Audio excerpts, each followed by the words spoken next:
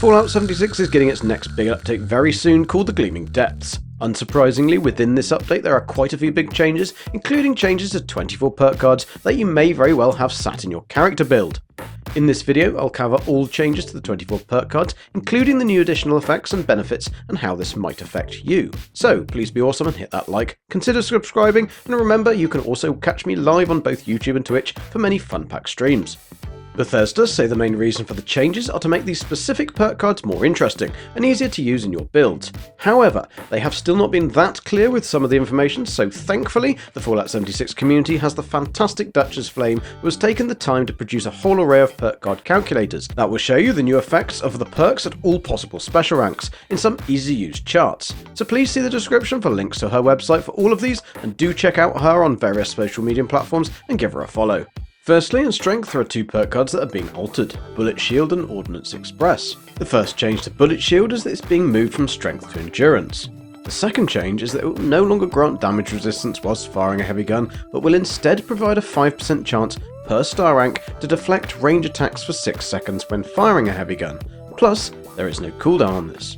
On top of this, an additional 4th star rank is also being added to take the deflect chance to 20%. Therefore, if you combine this with a Ricochet perk card as a heavy gun build whilst wearing either heavy armor or power armor, you'll be super powerful. Currently, Ordnance Express has 3 ranks, giving explosives weight reduction of 30, 60 and 90% respectively. This will be reduced to 2 ranks, with rank 1 giving a 45% explosive weight reduction and rank 2 giving 90%. Moving to Perception, there is only one card being changed, and that is Night Eyes. This card previously gave the player night vision while sneaking between the hours of 6 PM and 6 AM. Whereas now the requirement for the time of day has been removed, simply enabling night vision while sneaking when this perk card is equipped. Endurance has seen the biggest shake-up in perk card changes with 7 alterations. The card All Night Long has been totally changed. Firstly, it will reduce from a 3-star card to a 1-star card, although the perk card point cost for this card will increase from 1 to 2. However, the biggest change here is the actual effect of this card, as it will no longer reduce hunger and thirst, but now make the positive effects of pre-war alcohol last twice as long, which could be cool as there is certainly a lot of alcohol lying around. The Adamantium Skeleton perk has also been reduced from 3-star ranks to 1, although there has been no increase in the perk card point cost. However, the limb damage is no longer reduced in increments with the ranks, and instead the limb damage reduction now scales with endurance. Personally, I can't see this as being a particularly useful perk to take, as even with 15 points into endurance, this only gives a limb damage reduction of 35%, which in my opinion is a lot of perk card points for little gain. Plus, this perk does not affect limb damage caused by falling. The perk Cannibal has also seen its starred ranks reduced from 3 to 1, and now just simply increases the player's health and restores hunger when eating human, ghoul, super mutant, scorched or Molminer corpses. Lovely. Iron Stomach is a pretty handy card early on when you do not have a plentiful supply of disease cures, but later in the game, in my opinion, there really is not much use for it, even with the changes made. Previously, you would gain a 30% reduction chance for catching a disease from food, up to a maximum of 90% chance reduction at the 3-star rank. The card star ranks have now been reduced to 1 star, but the card will now increase your damage and energy resistance based on your endurance points when you are not diseased, instead of preventing you from catching a disease. I'm unsure if this change will make this card beneficial in any way, as at low levels you just won't have the perk card points to put into endurance, and later on the card is okay, but nothing special. Life Giver has also been reduced from 3-starred ranks to just 1, although this has retained its perk card point cost of 2. However, it now has a completely new effect. Now you will gain more max HP based on your points in endurance. Now this perk card change might actually be really beneficial if your build has higher endurance, as with 15 points in endurance as an example, you would gain 120 health points, which is a pretty decent buff. Natural resistance might actually now be quite useful too. Firstly, it has been reduced from a 3-star ranked card to a 1-star, but its effects have been completely changed. Now this card will provide increased elemental resistances based on your endurance points, whilst not diseased. On the face of it, this doesn't sound much, but this actually means that it raises your fire, cryo and poison resistances. So, once again using 15 points in endurance as an example, this would give you a 35 point increase to fire, cryo and poison, which is pretty handy. The Professional Drinker perk card is a really useful card for many builds, so the simple reduction of the perk void cost from 3 to 2 points is a great little change. The perk itself has not changed, and once equipped you will have no chance to get addicted to alcohol. Moving on to Charisma, we have 3 perk card changes. The first card is Bloodsucker, which has not only been moved from Charisma and placed into Endurance, but also has had some positive changes made to the effects.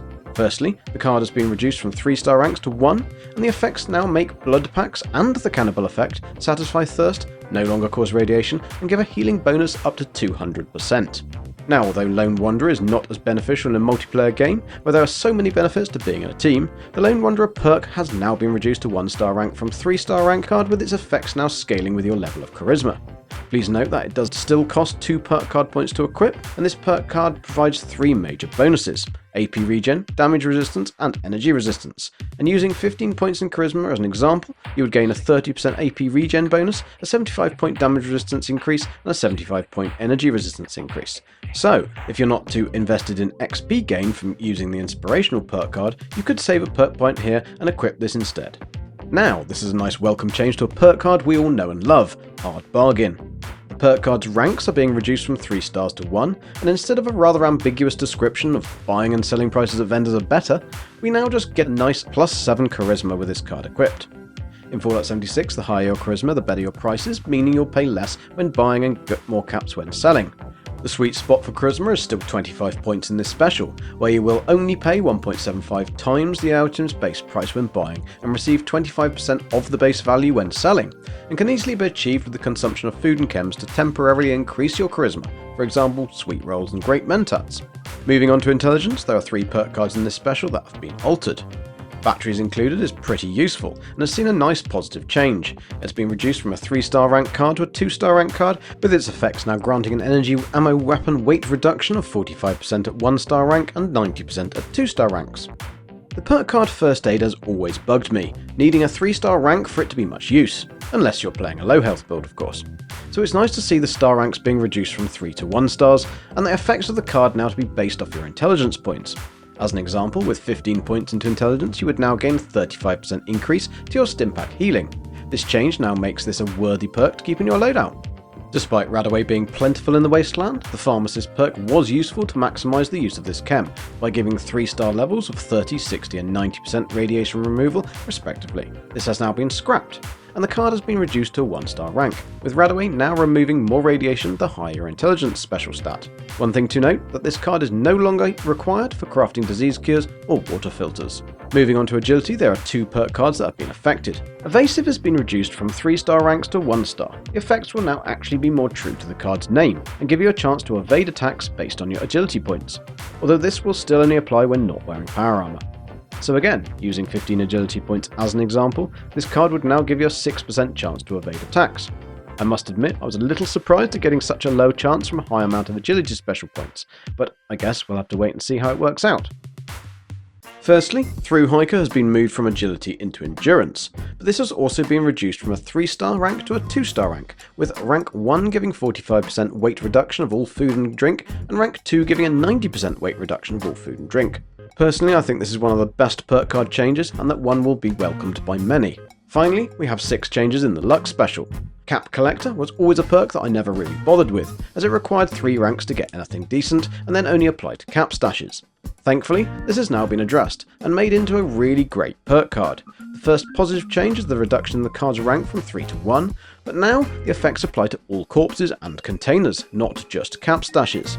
This card's effects will now scale based on your luck special points, with 1 in luck getting you around 5% extra, scaling right up to say 30 points in luck getting you around 60% extra. The changes to 4-leaf Clover perk do seem to make this rather OP.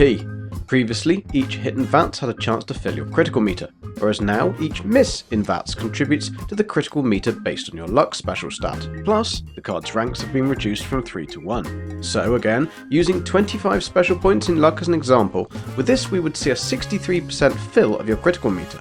In short, as your luck increases, each miss in VATS will fill the critical meter by a greater amount. This would pretty much enable you to make every other shot in VATS a crit shot, which is pretty amazing, and makes this a key perk card for all VATS builds. Junk Shield sees some great changes for all you squirrels out there. The first positive is that the card's star ranks have been reduced from 3 to 1, and secondly, this perk card now works in power armor. The card still grants damage and energy resistance, but this is now calculated based on the amount of junk held and not junk weight, with increasing resistances based against your luck special stat. So for example, at luck 15, you will gain a 1.5 junk quantity multiplier, which is multiplied by your base damage and energy resistance, giving a total of 22 damage and energy resistance. Ricochet is also now very powerful. especially now that it's also been reduced from 3-star ranks to 1. This perk now increases your chance to deflect incoming ranged attacks based on your luck special points. When you deflect an attack, you reflect 100% of the damage back to the attacker and take 50% less damage. Wearing heavy armor or power armor also boosts your deflect chance by 50%. So for an example, with luck at 25 points, we would gain an 18% chance to deflect 100% of the damage back to the attacker and take 50% less damage. However, if we are wearing heavy armor or power armor, this chance increases to 27%, which is pretty awesome. These changes make this card very powerful, especially when firing a fast heavy gun, as your enemies will basically be shooting themselves. For all low health builds, Serendipity is a super important card, and although the changes to the damage avoidance seem like a nerf, when you take into account that this card has now been reduced to a 1-star from 3 stars, not only saving you 2 perk points, but also still giving a fairly good damage avoidance chance, this isn't all so bad. The effects of the perk now scale with your luck special points, and give you a chance to avoid all incoming damage from direct attacks, activating once every 2 seconds. However, this perk will not work if you are over-encumbered or wearing power armor. So, using 25 points in luck as an example, this will give a 22% chance to avoid all incoming damage, which is still lower than the previous rank 2 card at 30% and considerably lower than the old rank 3 card at 45%, but we are saving 2 perk card points that can be used elsewhere. So overall, I think the positive changes to the reduction in perk points outweighs the reduction of damage evasion, but again, we'll have to wait and see. Finally, we have the perk that pretty much every player uses, and that is Starched Genes. This perk at rank 2 gave you no chance to mutate from rads or for Radaway to cure mutations. Some great news, this perk has now been not only moved to Endurance, but it's had its starred rank reduced from 2 to 1, saving a perk point but giving the same great benefits. So overall, a bit of a mixed bag of positives and negatives with these changes, although there are certainly a lot of perk points that can be saved and used in other cards or specials, with quite a rebalance to Endurance. I certainly think this will get me to rethink or rework some of my character builds. If you're new to Fallout 76, don't worry too much, as you can change your special build and perk point allocations for free and at any time, at any of the train stations or free to travel areas, like Foundation, White Spring Mile, etc. If you want to plan a build, I've no doubt that Nukes and Dragons will be addressing the perk card changes once they happen, so please check out their website for a fantastic character planner, links in the description. Once again, if you've enjoyed this video and found it helpful, please hit that like and consider subscribing, check out my streams on both YouTube and Twitch, and have fun out there. I'm Golden Geek, and thanks for watching. See ya.